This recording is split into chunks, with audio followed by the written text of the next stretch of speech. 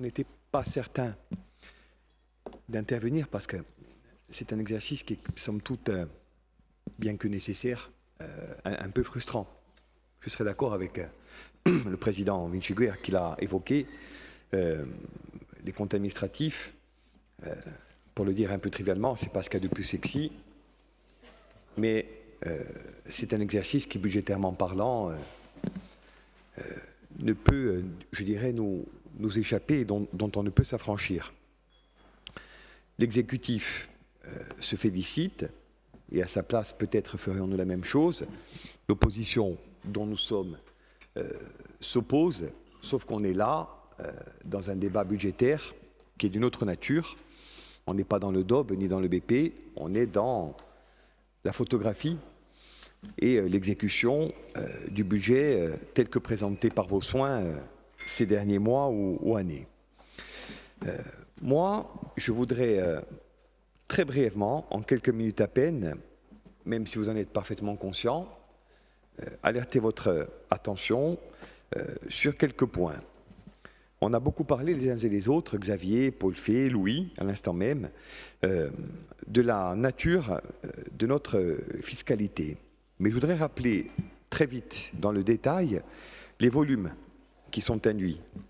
Sur les droits de mutation, par rapport à 2021, on est à 10 millions supplémentaires. Sur la TICPE, par rapport à l'exercice 2021, 23 millions supplémentaires. Sur les tabacs, 8,7 millions supplémentaires. Et on a ensuite, même si là aussi comparaison n'est pas raison, les fractions de TVA avec 20 millions d'euros supplémentaires par rapport à l'exercice 2022. Quand on sait, et je ne parle pas du reste, avec un avis un peu différent pour ce qui nous regarde sur par exemple la taxe transport, on y reviendra, et je ne la mets pas loin s'en faut au même niveau, quand on sait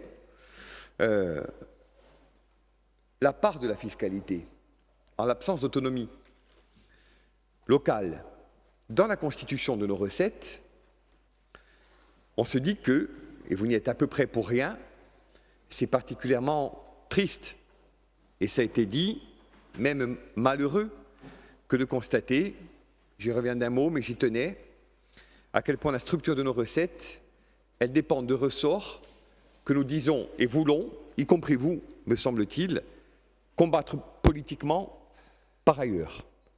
La question des droits de mutation, elle regarde des activités qui, par certains côtés, nous posent problème, même si on ne va pas non plus faire d'absolu, entre guillemets. Les tabacs, on le sait tous, on est sur une fin de cycle, ça ne pourra pas durer, et tant mieux, éternellement. Idem pour un certain nombre d'autres aspects, notamment la TICPE.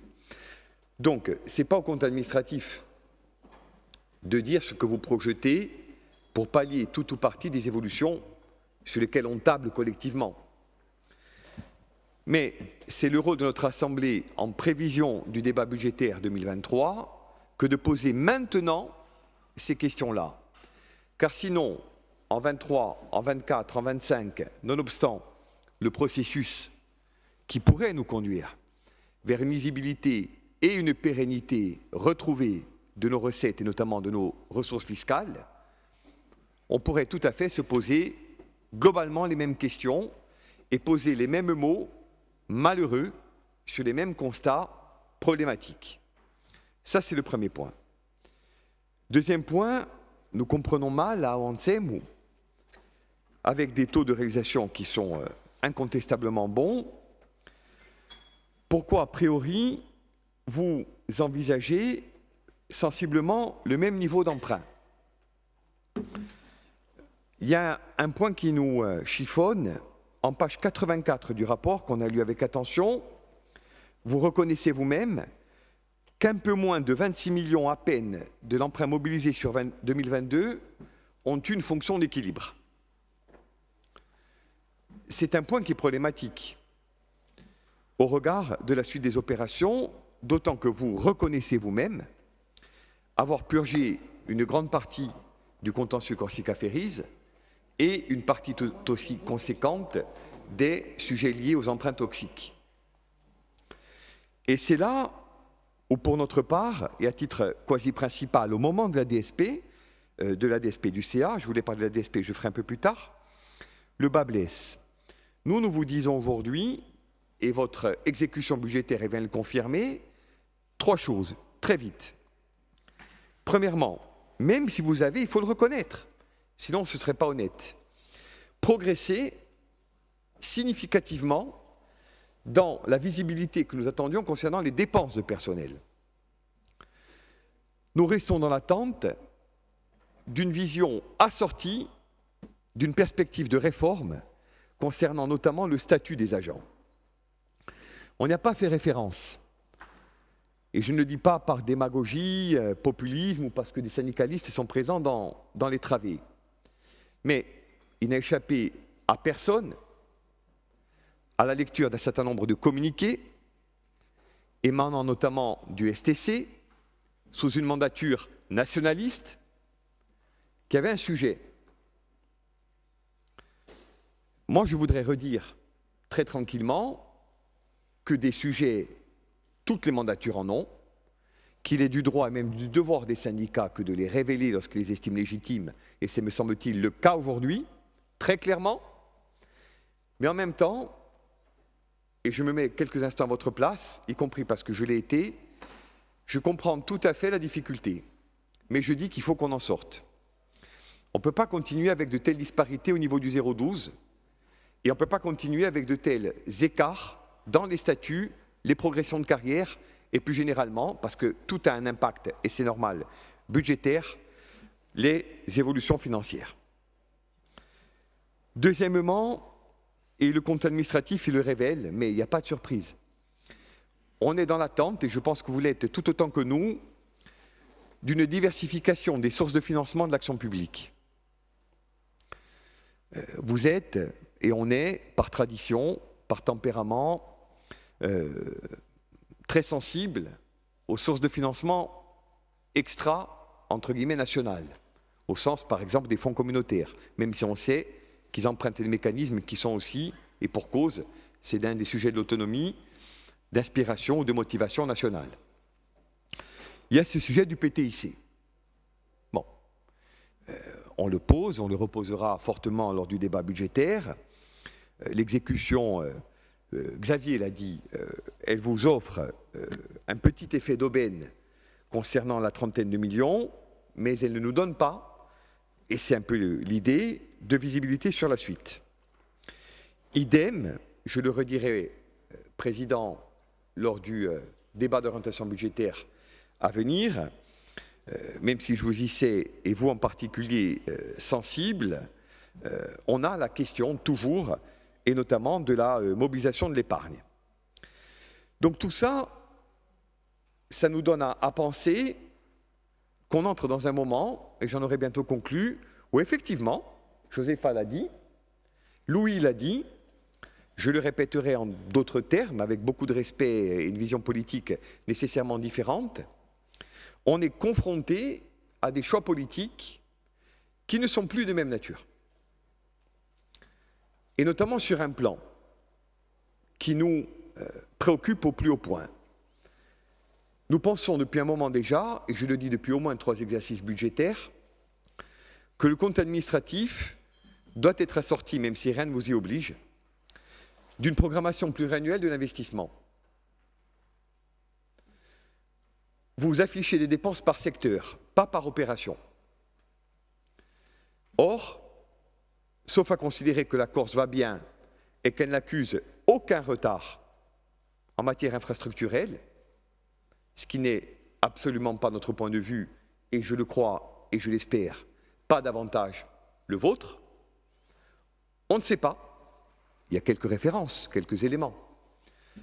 Quel est le chemin que de budget en compte administratif en passant par des décisions modificatives vous nous proposez structurellement et politiquement pour ce pays? Bien sûr que vous affichez des dépenses sociales qui tiennent compte de la réalité, et on vous en remercie. Bien sûr que vous affichez des dépenses qui, dans certains secteurs, même s'il y a des angles morts, Xavier l'a dit, sont intéressantes.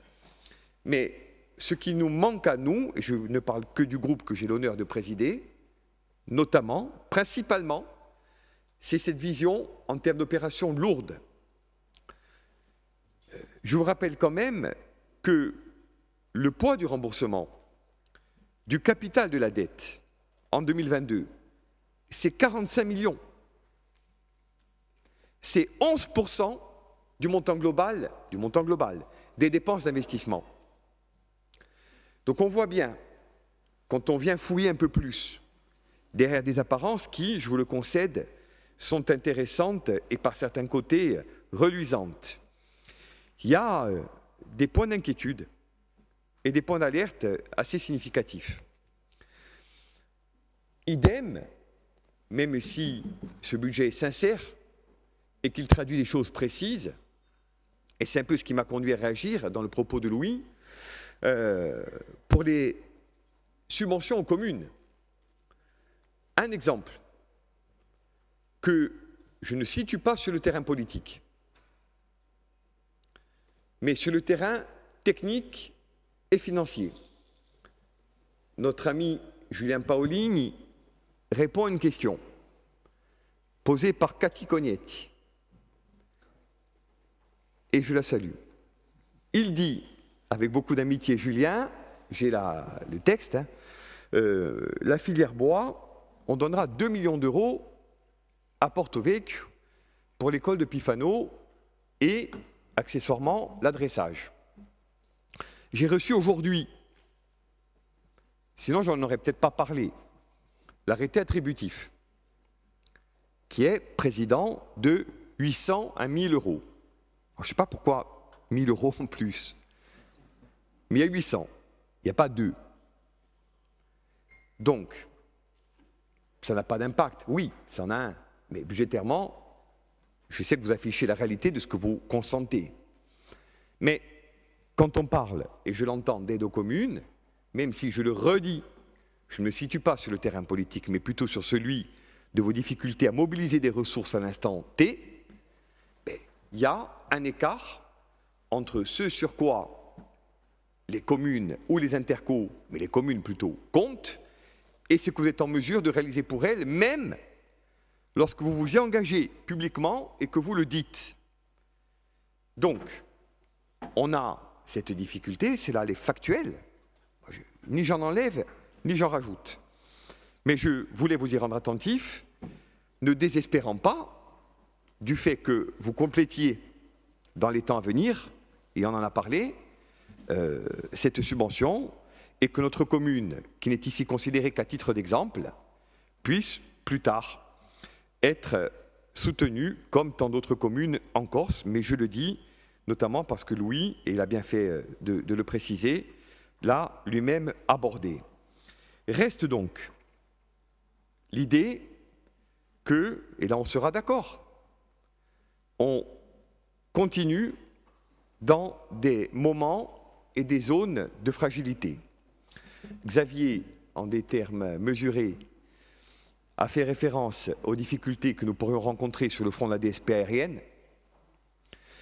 Je le dis parce que vous avez, et à juste raison, évoqué des difficultés sur le front de la DSP maritime et notamment du contentieux avec Corsica Ferries. On sait tous que le moment géopolitique international est à tout sauf à l'apaisement et que ça ne sera pas sans conséquence sur les temps à venir en termes de coût de l'énergie, d'inflation, de remontée des taux. Je reprends un exemple du quotidien. Quand on a emprunté 25 millions pour réaliser le port de Plaisance à Porto Vecchio, on a emprunté à 1,5. Président, et vous connaissez bien ces sujets-là, capé à 2,5. Aujourd'hui, on a signé une subvention d'équilibre, dirons-nous, à 4,78. Donc on voit bien, et tous et toutes, et là pour le coup vous n'y êtes pour à peu près rien, on en est victime. Alors ce qu'on attend, collectivement, et j'en aurai terminé, même si vous ne nous inquiétez pas aujourd'hui, pas plus que vous ne nous rassurez, vous affichez quelque chose qui a été exécuté. C'est une collectivité qui, par ces temps troublés, nous redonne une confiance et une espérance. Ce n'était pas le cas du budget, ce n'est pas le cas du compte administratif. Vous avez exécuté, vous affichez un taux de consommation qui sont tout à votre honneur, mais je voulais, pour en dire un mot, et plus encore pour me projeter sur les quelques mois et les débats à venir, vous donner aussi, puisque le débat, et je vous en remercie, le permet, la vision de notre groupe, les bons points, il y en a, et les points d'alerte. Et les sujets d'inquiétude, il y en a tout autant, voire si j'étais taquin, peut-être un peu davantage. Je vous remercie.